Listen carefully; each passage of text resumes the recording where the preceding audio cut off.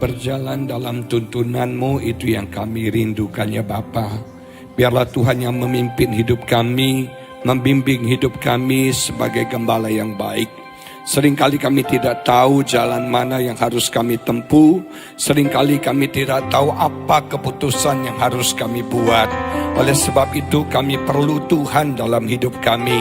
Kami mencari Tuhan. Biarlah Tuhan Kau yang berdaulat penuh menjadi Raja dalam hidup kami.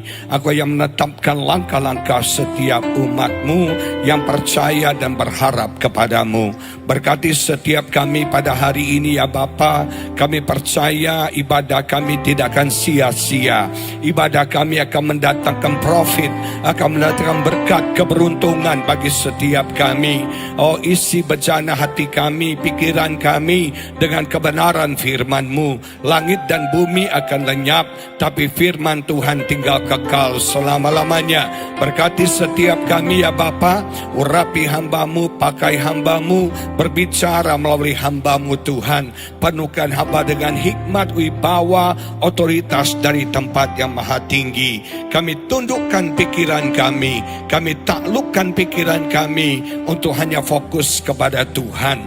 Di dalam nama Yesus kami berdoa dan kami mengucap syukur. Semua yang percaya bersama-sama kita katakan amin. Haleluya, haleluya. Silakan duduk Bapak Ibu Saudara sekalian. Shalom jemaat yang sangat diberkati Tuhan, yang mengikuti ibadah secara onsite maupun yang mengikuti ibadah secara live streaming. Salam dalam kasih Tuhan Yesus Kristus. Gimana kabarnya jemaat Tuhan? Luar biasa, sehat, diberkati Tuhan, luar biasa. Puji Tuhan, sudah lama nggak di sini. Puji Tuhan, kangen juga saudara. Malah pada hari ini saya ingin mengajak kita membaca dari kitab 2 Raja-Raja pasal yang keempat, ayat yang pertama sampai yang ke-8 yang menulis demikian. 2 Raja-Raja pasal yang keempat, ayat yang pertama sampai yang ke-8 menulis demikian dalam firman Tuhan. Salah seorang dari istri-istri para nabi mengadukan halnya kepada Elisa sambil berseru, "Hambamu suamiku sudah mati, dan engkau ini tahu bahwa hambamu itu takut akan Tuhan. Tetapi sekarang penagih hutang sudah datang untuk mengambil kedua orang anakku menjadi budaknya." Jawab Elisa kepadanya, "Apakah yang dapat kuperbuat bagimu? Beritahukanlah kepadaku apa-apa yang kau punya di rumah." Berkatalah perempuan itu, "Hambamu ini tidak punya sesuatu apapun di rumah kecuali sebuah buli-buli berisi minyak." Lalu berkatalah Elisa, "Pergilah, mintalah bejana-bejana dari luar daripada segala tetanggamu, bejana-bejana kosong. Tapi jangan terlalu sedikit, jangan terlalu sedikit. Kemudian masuklah, tutuplah pintu sesudah engkau dan anak-anakmu masuk.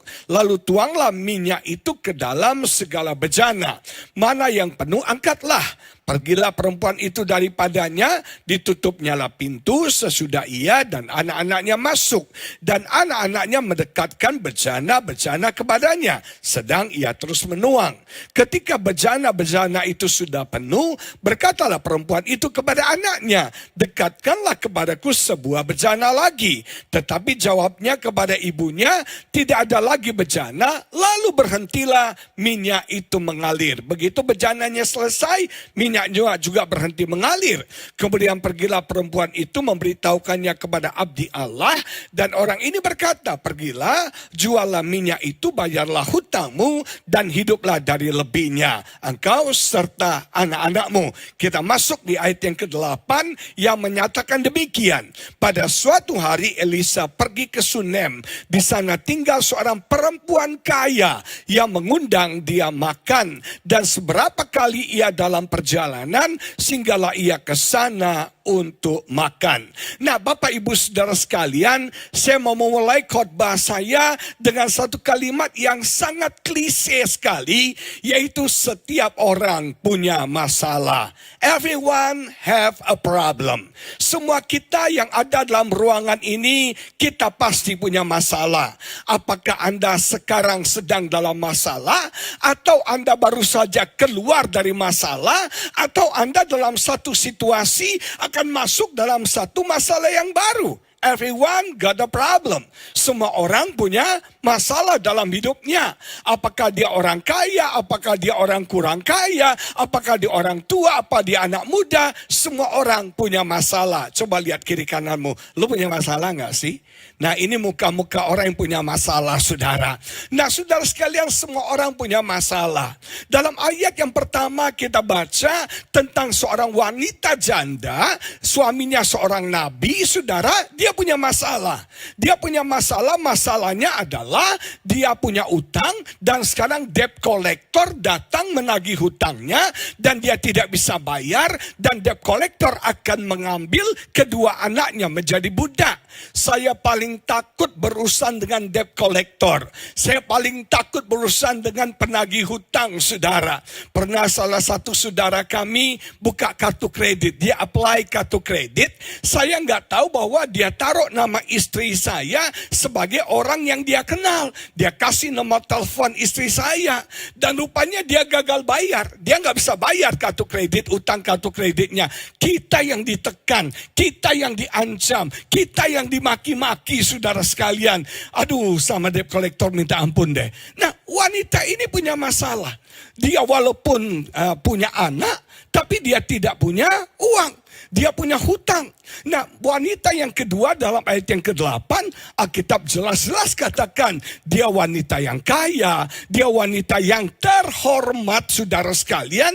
Walaupun dia kaya, dia sukses, dia terhormat, dia punya masalah. Yaitu dia tidak punya anak. Dalam hidup kita sebagai manusia ada satu paradok. Setiap kita pasti punya tapi dalam hidup kita. Ada janda, saudara, punya anak tapi tidak punya uang. Ada wanita kaya, sukses, terhormat tapi tidak punya anak. Setiap orang punya masalah. Setiap orang punya masalah. Bahkan orang yang hidupnya benar, bahkan orang yang takut Tuhan pun punya masalah dalam hidupnya. Nah, saudara sekalian, wanita janda ini datang kepada Nabi Elisa. Dia komplain, dia mengeluh, dia berkata, suamiku hambamu seorang nabi. Suamiku takut akan Tuhan. Tapi sekarang mengapa kami yang takut akan Tuhan punya masalah? Sekarang kami punya hutang dan debt collector, penagih hutang datang untuk mengambil kedua anakku menjadi budak. Saya mau jelaskan sekali lagi, saudara, bahwa semua orang punya masalah. Bahkan orang yang takut Tuhan pun punya masalah. Orang yang hidup benar pun punya masalah. Jangan pikir kalau kita hidup benar, kita beribadah, kita jemaat GBI City of Love, kemudian hidup Anda free dari problem. No. Semakin sungguh-sungguh kita dengan Tuhan, semakin kita serius dengan Tuhan, semakin kita melayani Tuhan, tantangan persoalan yang kita hadapi semakin tidak mudah. Kitab Mazmur katakan, kemalangan orang benar banyak. Kemalangan orang benar banyak. Penderitaan, masalah, pergumulan orang benar banyak. Kalau boleh ganti, saudara, saya mau ganti ayat itu. Kalau boleh, saudara, saya mau ganti bahwa kemalangan orang benar itu, kalau bisa sedikit lah. Kalau enggak ada, enggak enak banget ya. Saudara, kalau boleh kemalangan orang benar sedikit. Kalau boleh diganti berkat orang benar banyak. Seraka banget ya. Maunya berkat. Tapi Alkitab tidak tulis demikian. Alkitab berkata kemalangan orang benar banyak.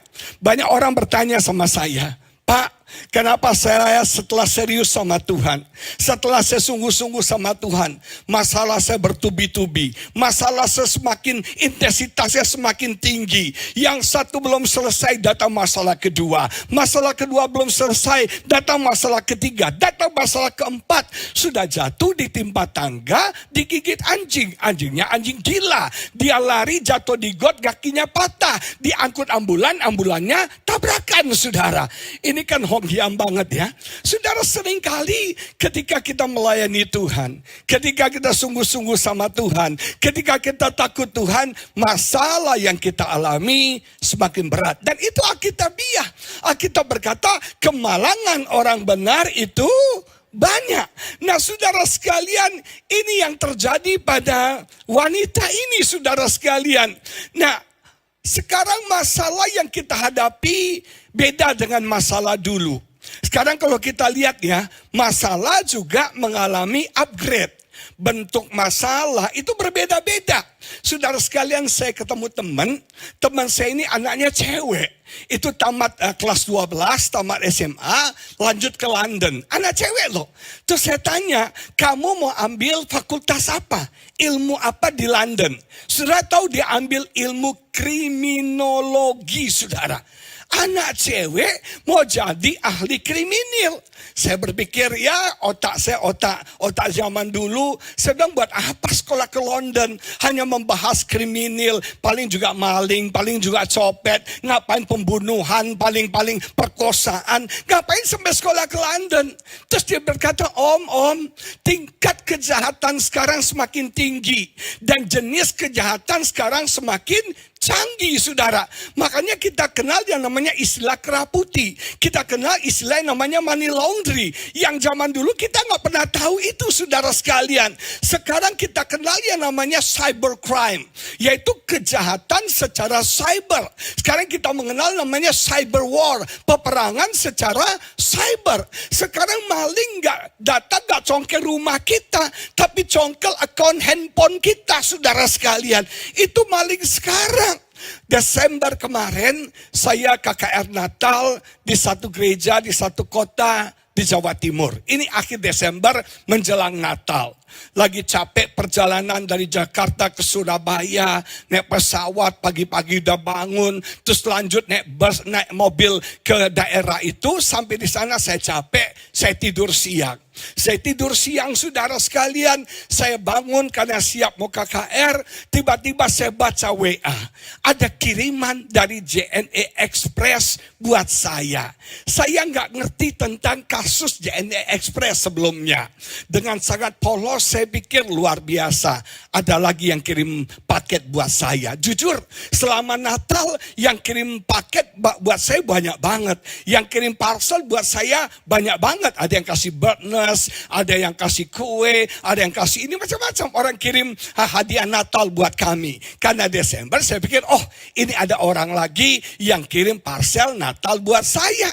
Jadi dia bilang, klik resi pengiriman di bawah ini. Dengan tulus dan polos saya klik, saudara. Saya klik resi pengiriman, kosong. Begitu kosong saya WA orangnya, Mas kok kosong? Terus dia bilang, klik aja resinya, nanti tertulis datanya. Saya bilang sama istri saya bilang, kamu telepon supir, suruh di rumah standby, ada kiriman paket lagi buat kita, GR ya. Nah, jemaat yang diberkati Tuhan, saudara sekalian, saya ketik nggak bisa, saya klik blank lagi, putih lagi. Terus akhirnya istri saya telepon, Mas, ini paket dari siapa? Ini buat siapa? Dia bilang buat Pak Agus Lutan, nomor telepon ini, tapi alamatnya kurang jelas. Nah, kita mulai curiga. Orang kirim paket kan tidak cuma nama dan nomor telepon, pasti ada alamatnya. Alasannya alamatnya kurang jelas. Istri saya kemudian tanya, siapa pengirim paketnya? Dia bilang, klik aja resi. Dia selalu push kami untuk klik resi. Dan saya klik lagi resi pengiriman, putih lagi, saudara. Gak lama, saudara, ada notifikasi. Ada orang belanja voucher, saudara, pulsa 222.000 pakai nomor saya. Kemudian ada yang beli voucher game 60.000 pakai nomor saya. 320.000 saya hitung, saya rugi. Kaget saya. Saya nggak tahu ini voucher apa. Saya nggak beli pulsa. Tapi kok ditagihkan ke rekening saya. Karena ada KKR, saya pelayanan dulu, saya ngomong konsentrasi saya hilang. Selesai KKR, saya telepon Telkomsel. Minta di blocking. Ternyata ada orang belanja senilai 320.000 sekian pakai rekening Telkomsel saya. Saya baru tahu saudara, selama ini ternyata nomor handphone kita, kalau Anda pakai kartu Halo, ada limitnya. Selama ini limit saya itu tidak terbatas. Baru saya tahu, jadi diminta mbaknya bilang, gimana Pak? Limitnya kita batasi. Oh ya, setuju banget. Limitnya dibatasi 600.000 dan semua nomor-nomor asing, hacker-hacker itu diblok dari nomor saya. Tenang sebulan. Pas Sincia, pas Imlek, saya nggak bisa konsentrasi Imlek saudara, walaupun tetap dapat angpau. Nah saudara sekalian, saya nggak bisa enjoy. Kenapa? Dia hacker lagi. Saya punya saudara, saya punya data-data account saya. Saya itu ada GoPay. Saya pikir minggu pagi mau pakai GoPay, mau beli sesuatu. Begitu saya buka GoPay saya, seingat saya saldonya 800.000 sekian, saudara. Itu habis, saudara. Coba tersisa 3.000. Teganya, saudara. Dan yang luar biasa lagi, waktu saya telepon pihak GoPay bilang, Bapak tahu nggak? Orang ini belanja pakai GoPay Bapak dengan QRIS, dengan QR, saudara. Itu kan harus pakai handphone saya. Sudah dia bisa hack handphone saya, account saya, dan dia bisa belanja dengan handphone dia, tapi account saya. Kemudian saya baru saja isi OVO 200.000, saya pakai 100.000 saudara sekalian, tinggal 100.000. Saya buka OVO saudara, ternyata sisa 9.000 aja saudara. Semua uang online itu, dompet apa namanya itu hilang semua. Kaget saya. Dan kemudian dia belanja lagi di Telkomsel saya, beli voucher. Padahal saya sudah blocking limit 600. Ternyata pihak Telkomsel bilang dia naikin jadi 800. Jadi saya teleponlah 188 ke Telkomsel. Saya bilang, Mbak, kok bisa 800? Ya nggak tahu Pak. Ini dari sistem. Bapak naik 800. Saya bilang, turunin 600. Ya oke Pak, turunin 600. 10 menit kemudian dia naikin lagi 800 saudara.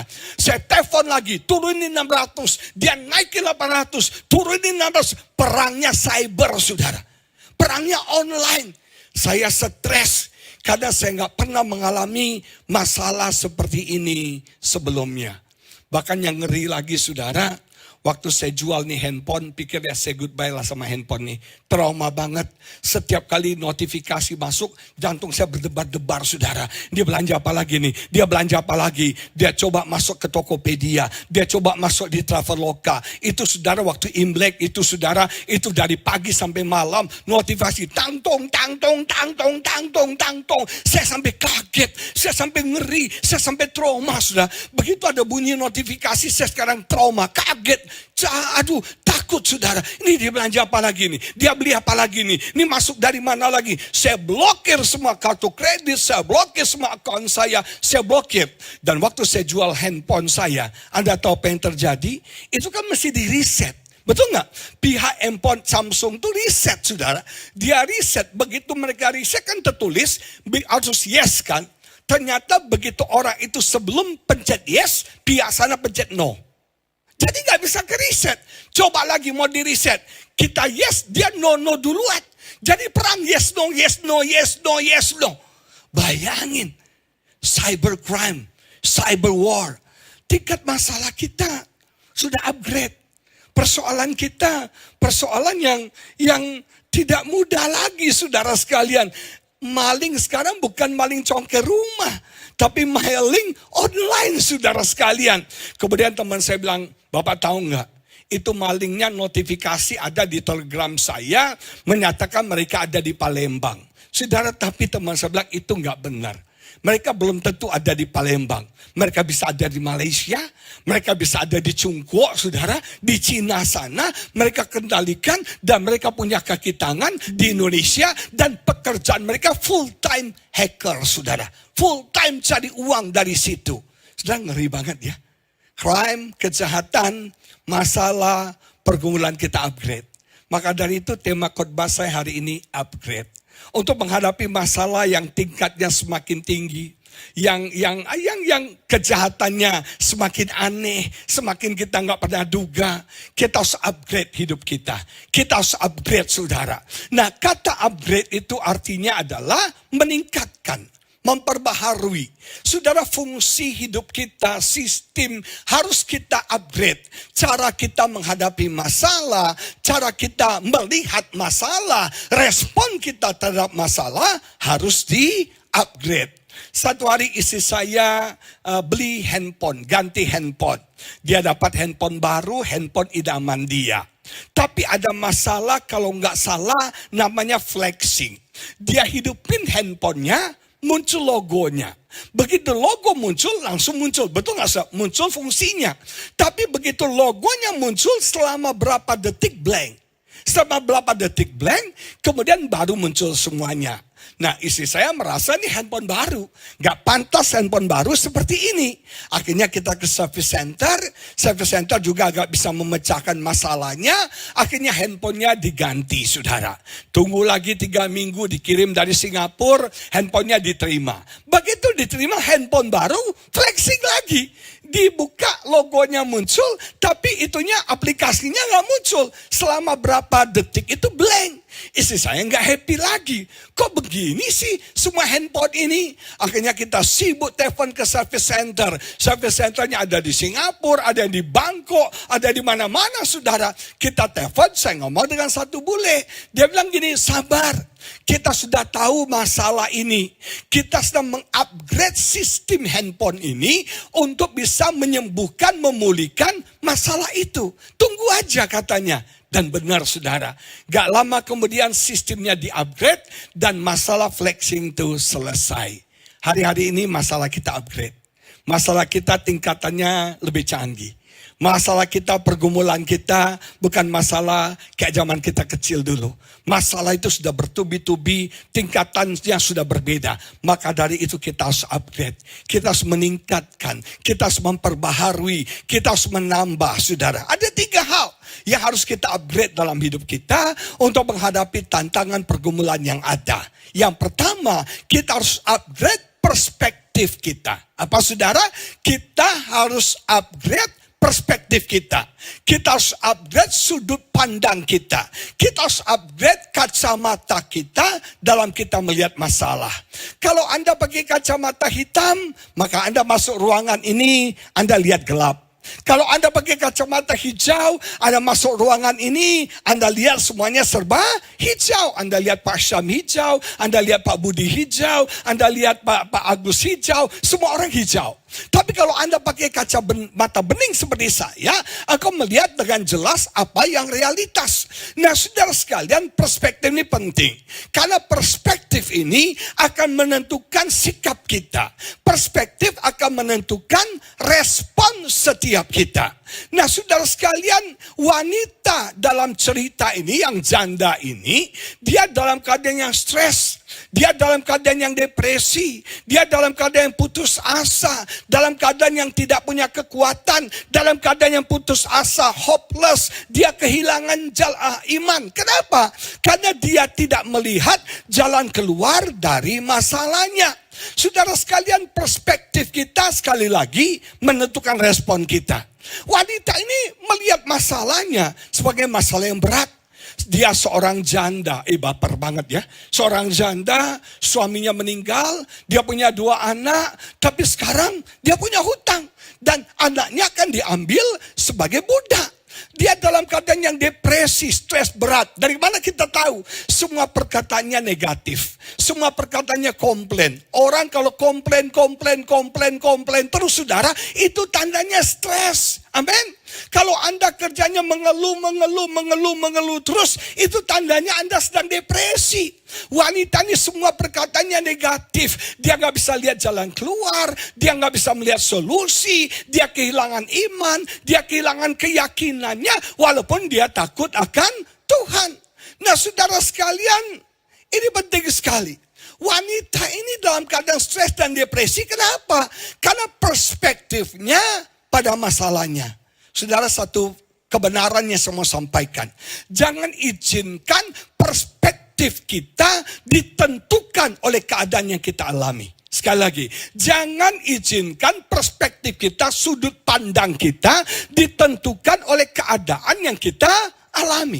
We must rise above. Kita harus, saudara, naik, meningkatkan perspektif kita. Kita harus memperbaharui perspektif kita. Kita harus upgrade perspektif kita. Kita tidak melihat yang nyata, yang kita lihat masalah kita, tapi lebih tinggi dari masalah kita, lebih jauh dari pergumulan setiap kita. Wanita itu tidak lihat jalan keluar. Dia nggak lihat solusi.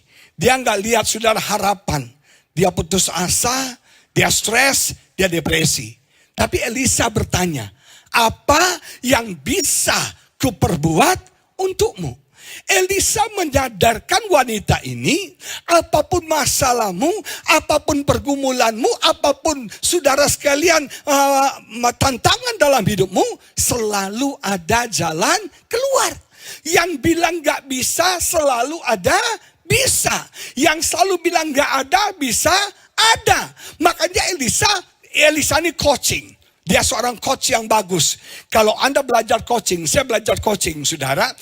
Apa beda coaching dengan counseling? Counseling itu kita bimbing orang, orangnya curhat, kemudian kita kasih nasihat, dan kita mengharapkan orang itu melakukan sesuai dengan nasihat kita. Itu konseling. Dan seringkali konseling itu gagal. Kenapa?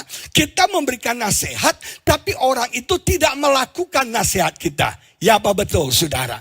Bahkan kita konseling orang, bukannya dia dengerin kita, diajak berantem kita. Dia debat kita. Gak bisa gitu dong om, mesti begini dong. Lo konseling sama gue, apa lo ngajak gue berantem gitu, saudara? Nah, coba yang diberkati coaching beda. Coaching itu mengajukan pertanyaan, dan orang itu menemukan jawabannya sendiri. Dan Elisa pintar. Dia tanya, apa yang bisa kau berbuat untukmu? Artinya, Elisa mengupgrade perspektif wanita ini untuk tidak melihat jalan buntu, tapi bisa melihat solusi dari setiap pergumulannya. Pemazmur katakan tadi, saya kutip, masalah kemalangan orang benar banyak, tapi bersyukur. Ayat itu tidak titik di situ, ada komanya, tetapi Tuhan memberikan jalan keluar. Amin. Apapun masalah kita, selalu ada jalan keluar. Apapun persoalan saudara, selalu ada jawaban di dalam Tuhan. Amin. Bahkan saudara, satu kebenaran yang luar biasa, bahwa jawaban Tuhan sudah sediakan sebelum masalah muncul. Dengar, jawaban Tuhan sudah sediakan bahkan sebelum masalah muncul. Seorang guru yang baik, sebelum dia kasih ujian soal sama muridnya, dia harus tahu jawabannya dulu. Betul gak saudara? Dia gak bisa mengajukan pertanyaan yang dia tidak tahu jawabannya. Dia harus siapkan jawaban, baru dia berikan soal. Begitu juga Tuhan. Sebelum kau punya masalah, sebelum kau punya persoalan, Tuhan sudah siapkan jawabannya bagi setiap kita. Selalu ada jalan keluar, selalu ada jawaban, selalu ada solusi untuk setiap masalah pergumulan yang kita alami. Saya kasih bukti. Mari kita baca kitab 1 Petrus, saudara sekalian, menulis demikian. 1 Petrus pasal yang pertama. 1 Petrus pasal yang pertama menulis begini. 1 Petrus pasal yang pertama. Kita katakan demikian dalam firman Tuhan. Saya cari ayatnya sebentar. 1 Petrus pasal yang pertama ditulis begini. Haleluya. Ya, ayat 20. Ayat 20, saudara sekalian. Ayat 19 deh. Ayat 19 menulis demikian. 1 Petrus 1 ayat 19 dikatakan begini. Sebab kamu tahu bahwa kamu telah ditebus dari cara hidupmu yang sia-sia, yang kamu warisi dari nenek moyangmu itu bukan dengan barang yang fana. Bukan pula dengan perak atau emas. Melainkan dengan apa? Darah yang mahal. Yaitu darah Kristus yang sama seperti darah anak domba yang tak bernoda dan tak bercacat. Jadi solusi dari dosa manusia, ada anak domba yang harus disembelih, yaitu Yesus Kristus. Perhatikan kalimat selanjutnya. Kalimat selanjutnya, mari kita baca sama-sama. 1, 2, 3. Ia telah dipilih sebelum dunia dijadikan. Tetapi karena kamu, ia baru menyatakan dirinya pada zaman akhir. Hebat. Anak domba sudah disiapkan sebelum dunia dijadikan. Artinya apa? Konsep anak domba Allah sudah disediakan sebelum manusia ada dan sebelum manusia jatuh dalam dosa. Amin, saudara. Jawaban Tuhan sudah sediakan sebelum ada masalah. Itu Tuhan. Jangan kita ada masalah baru kepepet cari jawaban. Baru panik cari jawaban. Tuhan gak bekerja seperti itu. Apapun masalahmu, apapun pergumulanmu, Tuhan sudah siapkan solusinya. Tuhan sudah siapkan jawabannya. Tuhan siapkan jalan keluar bagi setiap kita. Nah, saudara sekalian, kita harus upgrade perspektif kita. Kita harus rise above dari semua keadaan yang kita alami. Kalau Anda di lantai 1, Anda lihat gedung-gedung tinggi, Anda akan, gedung tinggi. Tantangan, pergumulan, begitu tinggi, begitu berat.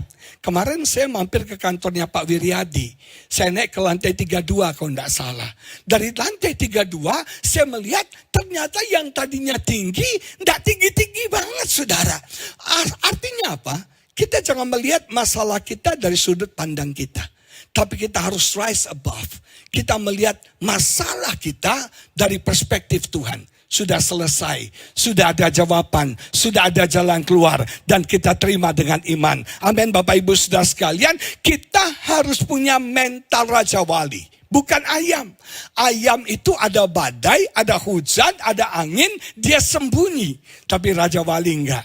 Ada badai, dia kepakkan sayapnya dan dia terbang semakin tinggi. Amin, saudara. Perspektif kita harus di-upgrade. Mari kita baca satu ayat. Amsal 19 ayat 11 menulis demikian. Amsal pasal 19 ayat 11, bagus banget nih ayat, menulis demikian. Akal budi membuat seseorang panjang sabar. Dalam bahasa Inggris bagus banget. Good sense, akal sehat, and discretion, kebijaksanaan, make a man slow to anger. Saudara mau belajar untuk tidak mudah marah? Tidak mudah marah?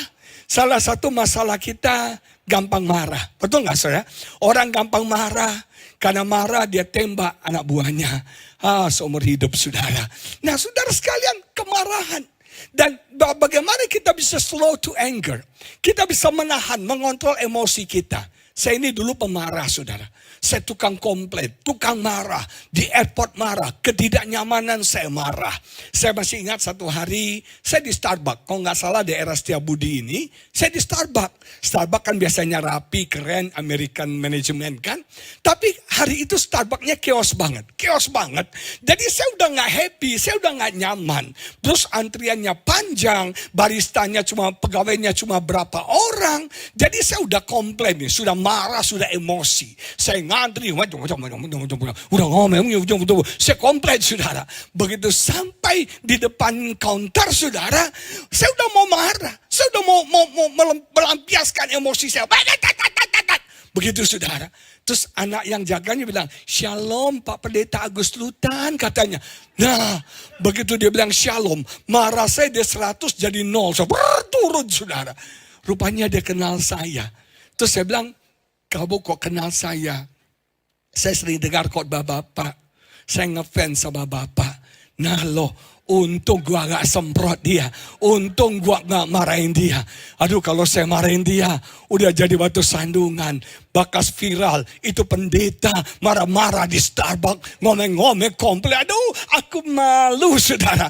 Nah, kita harus belajar punya good sense. Akal sehat. Kita harus belajar punya kebijaksanaan, mengerti.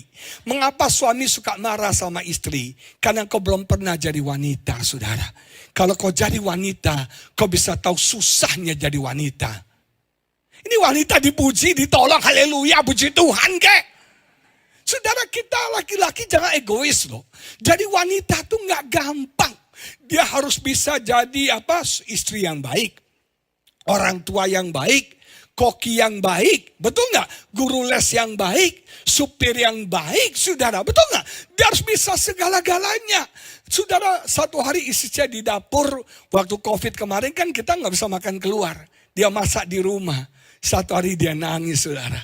Saya bilang, sayang, kenapa kamu nangis? Dia bilang, saya gak tahu mau masak apa lagi, katanya. Makanya saudara, bapak-bapak, kalau istrimu masak, hargai dong jeripayanya.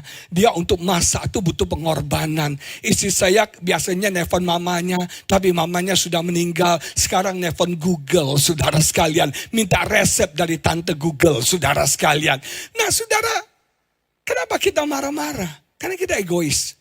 Kita nggak mengerti bagaimana perasaan istri kita. Kita nggak ngerti bagaimana perjuangan istri kita. Bapak-bapak nggak boleh ngomel lagi ya, awas ya. Kalau istrimu masak bilang, ma, thank you banget. Makananmu hauce mayu-mayu, saudara.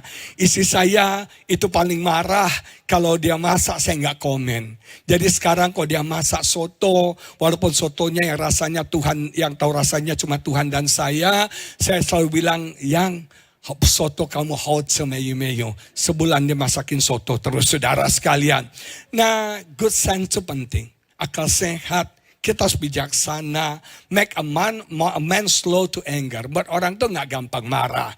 And it is his honor. Dan katakan orang itu dipuji karena memaafkan pelanggaran. Itu Amsal 11, 19, 11. Dalam bahasa Inggrisnya dikatakan that it is his honor and glory to overlook a transgression or an offense. Nah, dikatakan kita akan bisa mengampuni. Kita tidak akan marah without seeking revenge and harboring resentment. Kita nggak akan balas dendam. Kita nggak akan marah. Kita nggak akan komplain. Kalau kita overlook a transgression or offense. Artinya apa? Kita bisa melihat melampaui keadaan yang kita alami. Kita bisa melihat melampaui perbuatan jahat orang sama kita. Kita bisa melihat melampaui, saudara sekalian, mungkin offense, fitnahan yang orang buat pada kita. Kita harus bisa overlook. Kita harus melihat dengan perspektif yang jauh ke depan. Dan saya sangat favorit ngefan sama orang yang bernama Yusuf, saudara. Yusuf mau dibunuh oleh saudara-saudaranya. Bahkan akhirnya dia dijual sebagai budak. Tapi hebat. Yusuf gak dendam. Yusuf gak benci. Yusuf gak sakit hati. Saudara, dunia ini penuh pembalasan dendam. Mungkin ada yang seumur saya pernah tahu di TVRI ada satu film seri. Judulnya Return to Eden. Ada yang ingat? Pemainnya Rebecca Giling, tokohnya Jack Sanders, ada yang ingat? Ada yang ingat ya? Cuma sini gak suka nonton TV ya. Sukanya menyembah Tuhan loh. Oh, haleluya. Ada Rebecca Giling, Jack Sanders. Ada yang tahu film itu Return to Eden?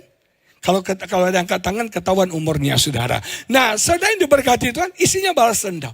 Dia mau dibunuh sama cowok ini, dia akhirnya mati, dia operasi wajahnya, dia tukar wajahnya, dan kemudian dia balas dendam. Semuanya penuh dengan pembalasan dendam. Kenapa? Kita nggak bisa overlook semua masalah kita. Kita nggak bisa melihat melampaui apa yang kita alami. Tapi Yusuf beda. Dia nggak balas dendam loh. Dia nggak sakit hati loh. Ketika dia jadi raja muda di Mesir, saudara-saudaranya datang, saudara, menyembah dia loh. Menyembah dia. Dan ketika dia kasih tahu kepada saudaranya, ini aku Yusuf, saudaramu. Mereka takut sekali. Kenapa? Yusuf itu man of power. Dia orang berkuasa. Dia bisa lakukan apa saja kepada saudara-saudaranya. Kalau saya jadi Yusuf, kesempatan balas dendam. Ketika saya jadi raja muda, mereka menyembah saya. Nah, habis lu sekarang. Hancur lu. 1, 2, 3. Gua cincang lu, gua kirim, gua lempar lu di buaya. Habis lu, hilang identitas lu. Betul gak? Tapi Yusuf gak begitu. Dia merangkul saudara-saudaranya. Dia bilang, mari dekat. Mari dekat. Mari dekat. Wow, ini orang yang luar biasa. Dia tidak melihat kesalahan mereka. Dia tidak melihat perbuatan jahat mereka kepada dia. Dia bilang gini, Tuhan sudah mempersiapkan aku, mendahului kalian.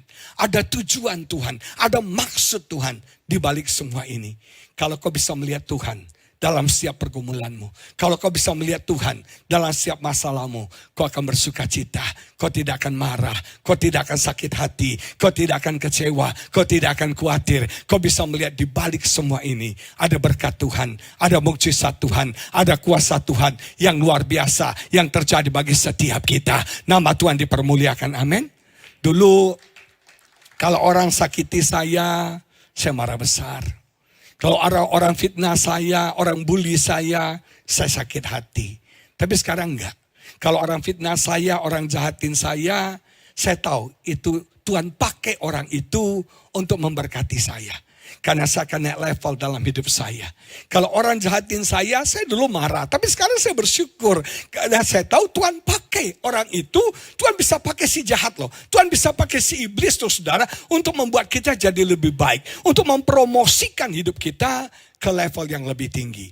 Makanya upgrade perspektif saudara. Jangan pity party. Mengasihani diri sendiri. Merasa akulah orang yang termalang di dunia. Merasa aku orang yang paling menderita.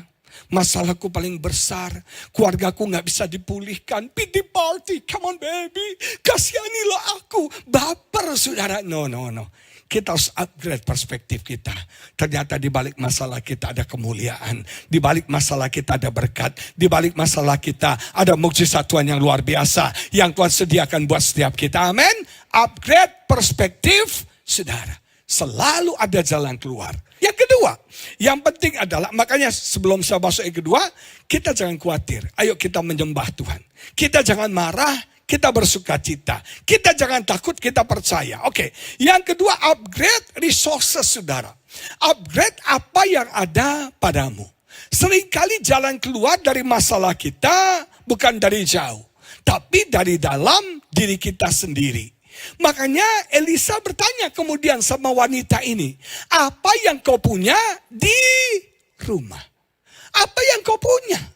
Saudara, Tuhan memulai mukjizat dari apa yang kita punya. Walaupun itu sedikit. Walaupun itu kecil. Walaupun itu tidak signifikan. Tapi seringkali jalan keluar dari masalah kita ada di dalam kita. Ada pada potensi kita. Ada pada skill kita. Ada pada kreativitas kita. Ada pada kepintaran kita, ada pada karunia kita, ada pada iman kita. Nah, kita harus bisa melihat dan menarik keluar semua potensi yang ada. Kemarin pandemi COVID-19, lockdown, saudara, apa yang terjadi? Orang jadi kreatif, yang gak pernah masak jadi masak. Dan kita tahu ya, saudara, orang open PO, jual makanan frozen. Dan itu laku sekali. Bahkan ada satu grup di PIK namanya PSBB, saudara. Itu anak-anak Tuhan kumpul bisa jualan, mau jual ini, jual itu, ada yang jual, ada yang beli, saudara. Itu hebat banget. Dan itu jualannya luar biasa. Bahkan pandemi kemarin saya tuh gak pernah bisnis. Tapi gara-gara pandemi saya jadi pengusaha, saudara sekalian. Saya pernah jual ayam kuning, saya pernah jual durian nias, saya pernah jual siomay, saya pernah jual sepeda lipat. Pak Tim tuh jualin buat saya luar biasa. Saya bagi untung, Pak Tim gak mau. Terima kasih Pak Tim. Nah saudara sekalian, saya jual banyak hal. Saya jual macam-macam. Untung gak jual diri Bapak Ibu saudara sekalian. Ternyata kita jadi pengusaha. Hanya untuk saudara, daripada gak ada kerjaan, kreativitas kita muncul. Orang jadi jualan. Bahkan saudara sekalian, seringkali kita punya jalan keluar dari masalah kita di dalam kita. Kreativitas kita, skill kita yang selama ini tersembunyi harus ditarik keluar. Makanya nama Musa artinya ditarik keluar. Sebuah potensi, sebuah skill, sebuah keahlian, semua kepintaran itu harus ditarik keluar. Dan seringkali krisis pandemi membuat itu keluar. Saudara sekalian, di awal 3 bulan pertama, Maret, April, Mei, kita gak ada kerjaan di rumah. Gereja tutup. Kita sempat stres. Istri saya dari ujung rambut sampai telapak kaki itu gatel semuanya saudara. Matanya merah. Dan kita telepon dokter. Dokter bilang itu stres saudara. Nah akhirnya saya berdoa, Tuhan saya mau ngapain nih? Apa yang harus saya kerjakan? Masa tiap hari tidur-tidur di rumah dengan Pak Ahmad Jurianto, 10 orang, 100 orang, 300 orang. Kita tambah stres, saudara. Ini Tuhan, apa yang harus saya lakukan? Mau jual makanan, gak tega. Karena makanan istri saya hanya layak dimakan oleh suaminya, saudara. Orang lain tidak perlu bisa merasakan keenakan makanan istri saya. Dari jualan makanan gak bisa. Coba mau gimana? Saya tanya Tuhan, apa yang harus saya lakukan? Tuhan bilang khotbah. Saya bilang khotbah gimana Tuhan?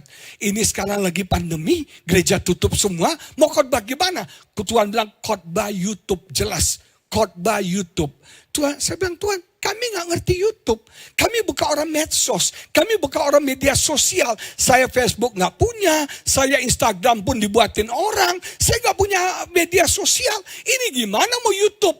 Akhirnya istri saya iseng-iseng lagi nganggur. Ternyata berapa tahun sebelumnya saya sudah punya akun YouTube. Tapi karena gaptek gak pernah dipakai. Dia coba kutak-katik, dapat akun YouTube saya. Akhirnya kita masukin, saya pernah buat cuplikan 1 menit. Saya masukin di YouTube saya. Ada yang nonton 20 orang. Masukin lagi, ada yang nonton 30 orang. Akhirnya kita nekat rekaman. Istri saya main keyboard, kita pakai handphone, saya nyanyi. Saya masih ingat lagunya itu. How wonderful, how beautiful. Saya nyanyi. Itu seadanya. Kita posting YouTube. Ada yang nonton, saudara. Kita jadi semangat. Terus istri saya bilang, ayo kita khotbah. Seperti yang Tuhan katakan. Kita khotbah, saudara. Kita khotbah pakai handphone rekaman, saya khotbah. Kalau sudah lihat YouTube saya di awal-awal, suaranya minta ampun deh. Biasa-biasa aja, pakai handphone doang.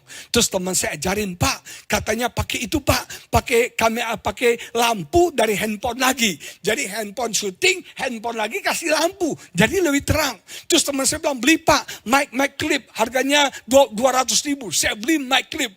Pakai backgroundnya itu apa, saudara sekalian, horden rumah saya, saudara. Wah, luar biasa. Itu meja semua dikeluarin, dinaikin jadi mimbar. Gak punya mimbar. Kita coba khotbah, ada yang nonton. Ada yang nonton. Ada yang nonton. Ada yang nonton. Dan saya baru tahu. Ternyata istri saya punya kreativitas. Dia kan orang melankolis. Seninya tinggi. Dan Tuhan bisa keluarin kreativitas skill dalam istri saya soal YouTube ini.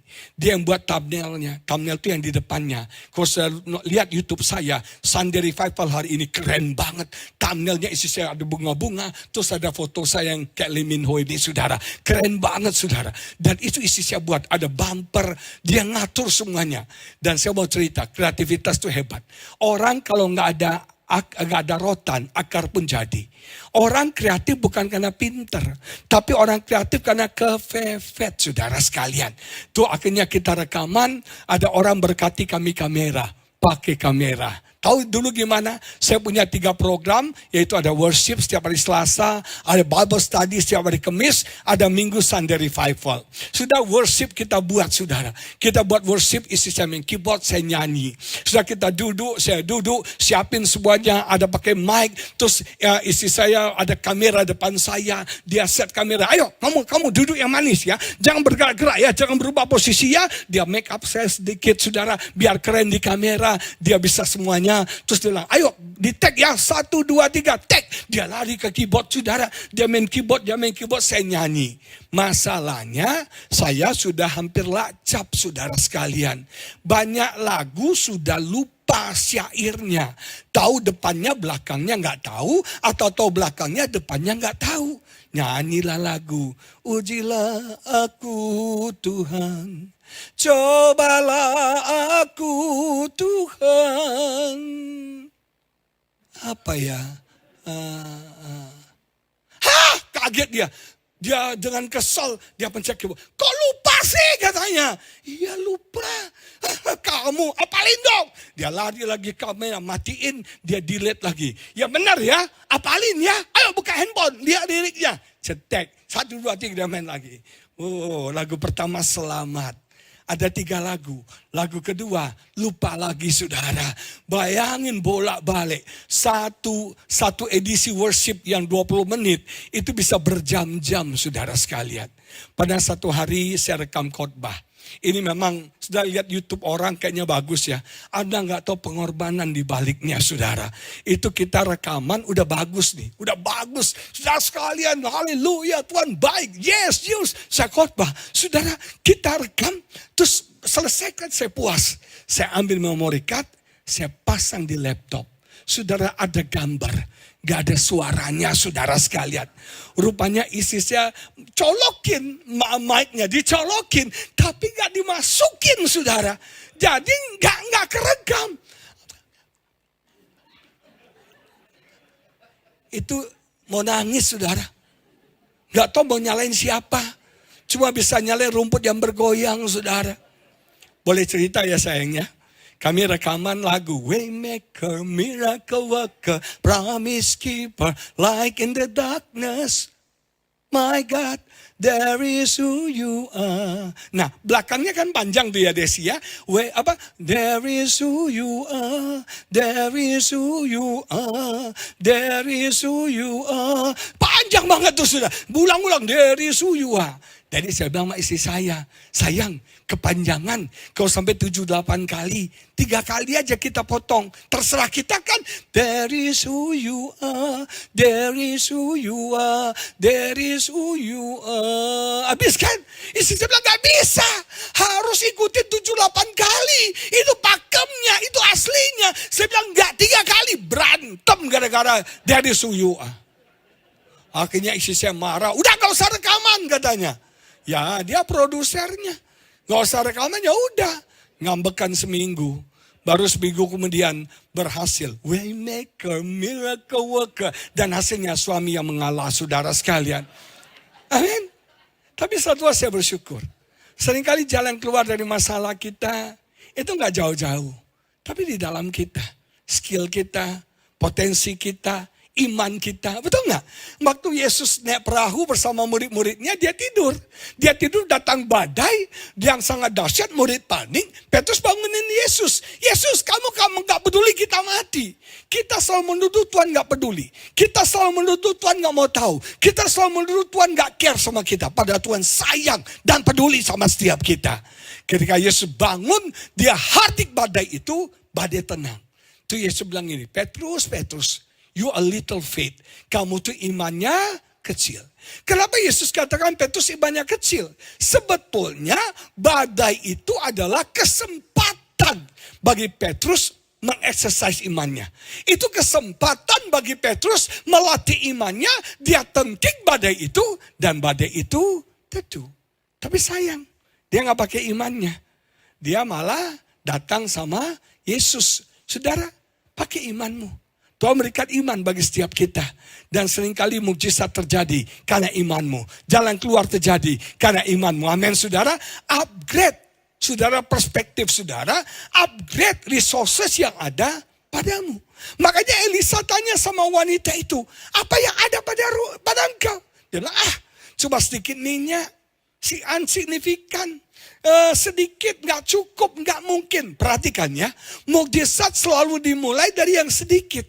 Dari yang gak cukup, dari yang tidak mungkin. 5 roti 2 ikan, betul gak saudara? Gak mungkin beri makan sebegitu banyak orang. Tapi dari yang tidak cukup menjadi more than enough saudara. Dari yang sedikit menjadi berlimpah-limpah. Dari yang tidak mungkin jadi mungkin. Dari yang tidak ada, bisa ada. Kita harus bisa tahu. Dan kita harus bisa melihat apa yang Tuhan sudah berikan dalam hidup kita. Masih ingat anak yang sulung? Dia komplain. Ketika adik bungsu datang, dibuat pesta, disembeli lembu. Dia marah, dia ngambek, dia nggak mau masuk. Bapaknya bilang, kenapa kamu marah? Sebetulnya anak bungsu ini apa? Dia cuma lihat masalahnya. Dia cuma lihat adiknya yang sudah berbuat jahat. Padahal saudara, adiknya kan sudah ambil warisan. Setelah tradisi Yahudi, anak sulung dapat 2 kali lipat. Berarti 2/3 harta untuk anak sulung. 1/3 harta untuk anak bungsu. Dan anak bungsu sudah ambil bagiannya. Jadi sisa yang ada sekarang ini punya siapa? Punya anak sulung. Tapi dia nggak tahu dia punya, dia nggak lihat dia punya, dia nggak mengerti bahwa dia punya harta segitu banyak. Hanya gara-gara seekor lembu, dia marah sama adiknya. Seringkali saudara, kita nggak bisa melihat apa yang Tuhan sudah berikan pada kita. Kita cenderung melihat apa yang ada pada orang, dan kita tidak bisa melihat apa yang ada pada kita. Stop lihat sama orang, tapi lihat, searching. Apa yang Tuhan sudah berikan dalam hidup kita. Kekayaan, kepintaran, kemuliaan, iman yang luar biasa. 2/3 dari harta bapaknya itu sudah punya dia. Amin. Dia gak bisa lihat itu, dia komplain hanya gara-gara seekor lembu. Artinya bapaknya bilang ini, lu mau pesta, pestalah. Pakailah, potonglah semua lembu. Itu punyamu, lu yang bodoh. Gak mau nikmati berkat yang sudah ada. Begitu orang dapat sedikit menikmati, lu iri, lu cemburu. Stop coba Tuhan untuk iri dan cemburu sama orang lain. Upgrade perspektif saudara, upgrade resources saudara. Tuhan mulai dengan apa yang ada pada kita. Daud mengalahkan Goliat bukan dengan baju perang Saul, tapi dengan ketapel. Saudara sekalian perhatikan, saudara, Musa membelah Laut Merah dengan tongkat. Betul nggak? Apa yang ada padamu, pakai dan jalan keluar akan terjadi. Mukjizat akan terjadi dalam hidup setiap kita. Yang terakhir, upgrade kapasitasmu. Elisa bilang, pinjam tempayan dari tetangga. Jangan terlalu sedikit. Perhatikan saudara, bahwa berkat Tuhan, kuasa Tuhan itu akan mengalir berdasarkan kapasitas yang ada. Kalau kau sedia kapasitas yang banyak, berkat akan mengalir banyak. Kuasa akan mengalir luar biasa. Ada 3 kapasitas yang Tuhan lihat. Yang pertama, kapasitas iman kita. Menghadapi tantangan yang semakin sulit, pergumulan yang semakin tidak mudah, iman kita semakin kuat. Iman kita harus di-upgrade. Kapasitas imanmu harus di-upgrade.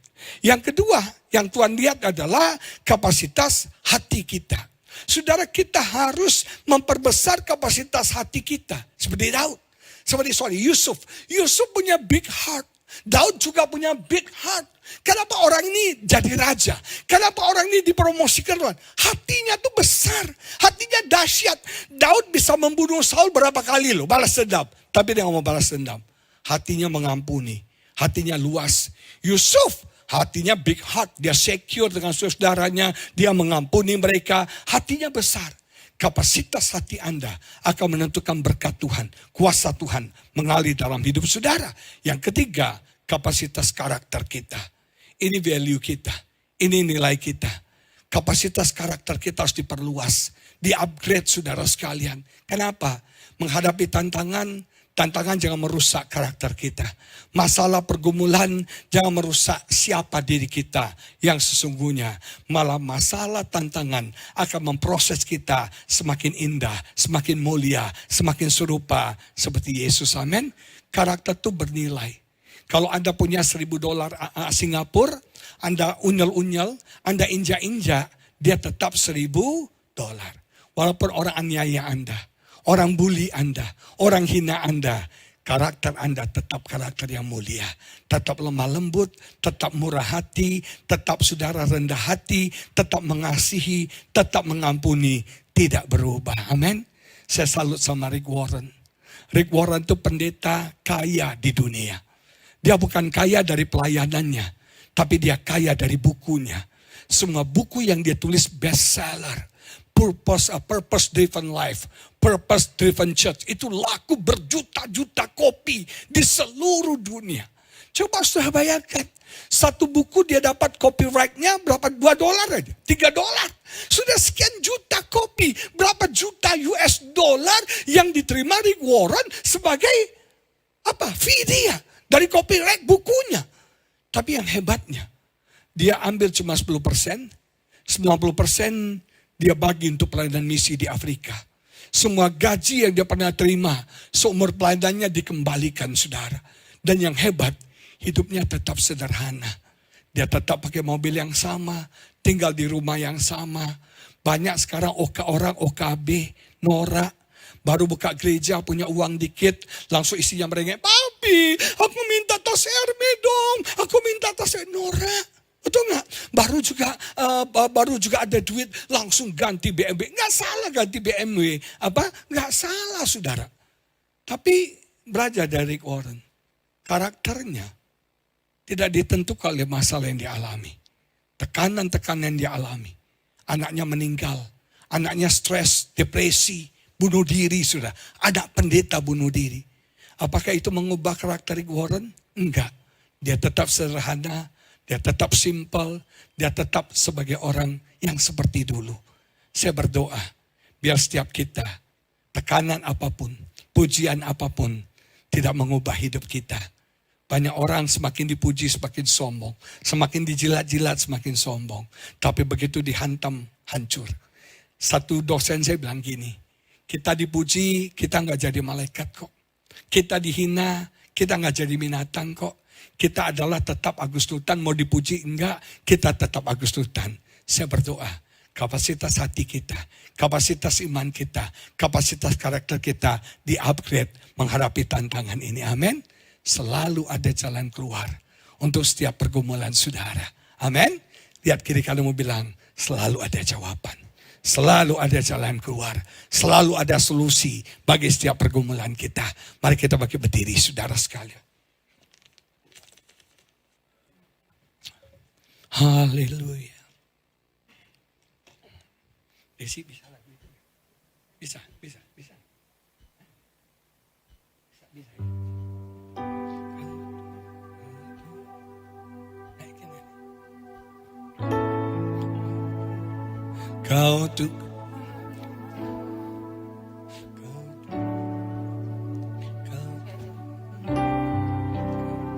Kau Tuhan yang menolongku di masa lalu, Kau juga yang menolongku saat ini dan untuk selamanya.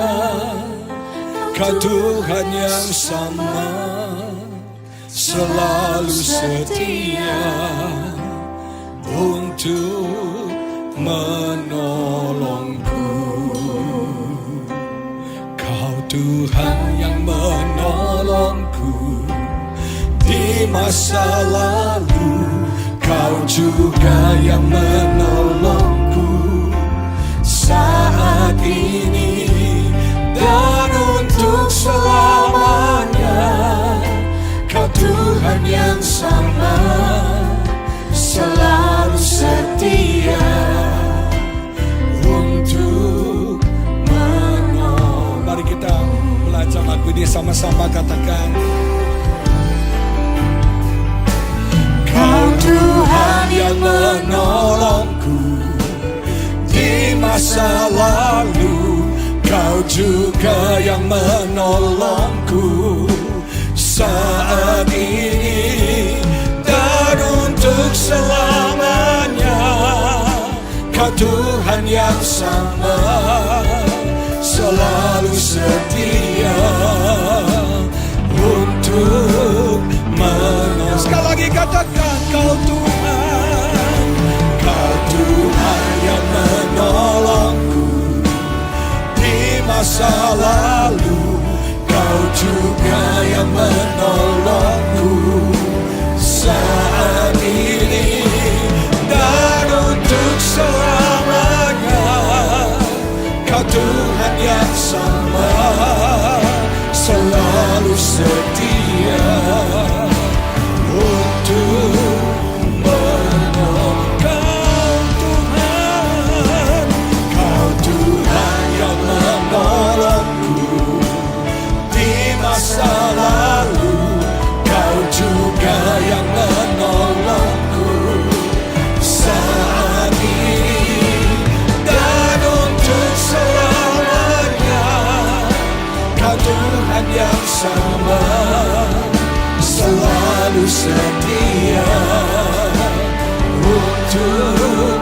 Sekali lagi katakan, Kau Tuhan yang menolong, Kau Tuhan yang menolongku di masa lalu. Amin. Kau juga yang menolongku saat ini dan untuk selamanya. Kau Tuhan yang sama, selalu setia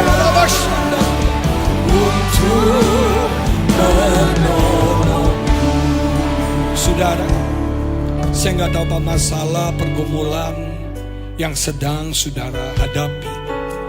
Masalah yang berat, masalah kecil, masalah sedang.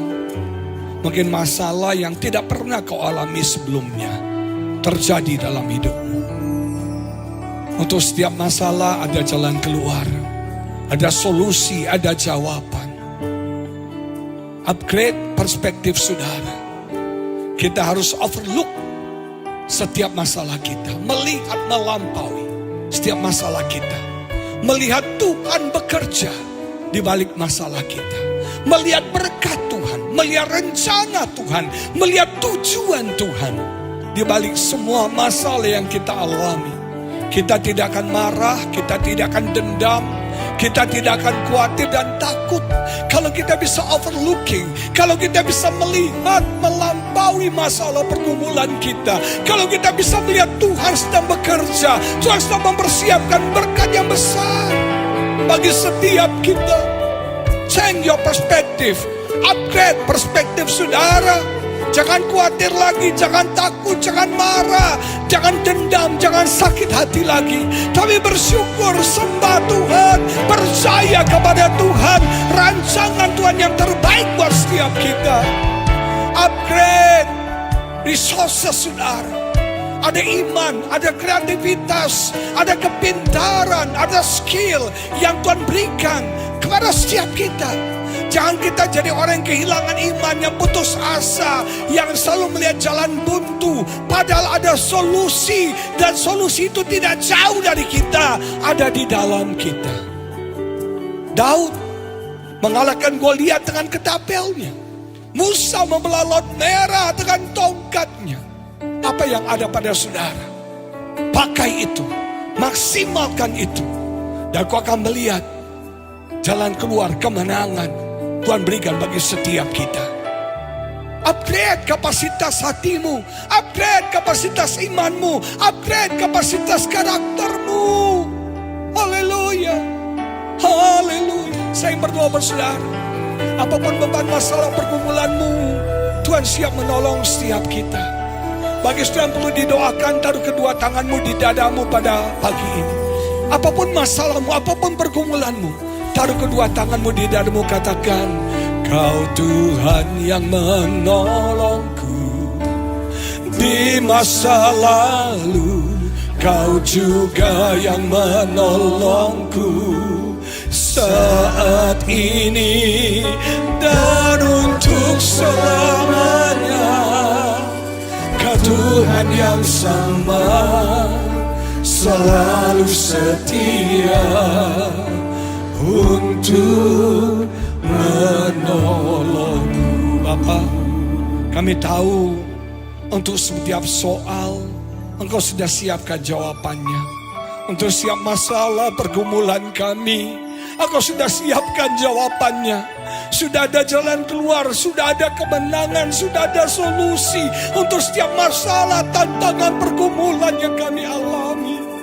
Upgrade perspektif kami, upgrade resources kami, upgrade Tuhan kapasitas kami. Elisa bertanya kepada wanita janda ini, apa yang bisa kuperbuat bagimu? Selalu ada jalan keluar, selalu ada bisa dari setiap masalah pergumulan kami. Apa yang kau punya di rumahmu, ajar kami searching, melihat, kami searching, memeriksa apa yang ada pada kami. Apa kapasitas, talenta, karunia, kepintaran, skill, kreativitas, iman yang Tuhan berikan dalam hidup kami. Dan jangan-jangan itu jalan keluar dari pergumulan kami. Dan upgrade kapasitas hati, iman, dan karakter kami. Oh, jemaatmu jangan sampai stres, depresi, putus asa, patah semangat. Jangan kami hanya melihat jalan buntu dan kami pity party, kami mengasihani diri kami. Kami mau upgrade hidup kami dan kami melihat Tuhan bekerja, Tuhan bertindak, Tuhan membela, Tuhan menolong dan Tuhan memberkati setiap kami. Terima kasih Bapa, berkati jemaat, berkati umatmu Bapa, berkati Pastor Tim dan Ibu Evelyn yang lagi di luar negeri Bapa. Sertai mereka, tuntun pimpin mereka, Berkati mereka ya Bapa. Bersama anak-anak menikmati sukacita kebahagiaan yang luar biasa dari Tuhan. Berkati semua umat-Mu. Di dalam nama Yesus kami berdoa dan kami mengucap syukur. Semua yang percaya bersama-sama kita katakan amin. Haleluya. Sebelum saya duduk, salami kiri kanan, katakan Tuhan siap menolongmu hari ini. Tuhan siap menolongmu hari ini. Tuhan berkati saudara, happy Sunday.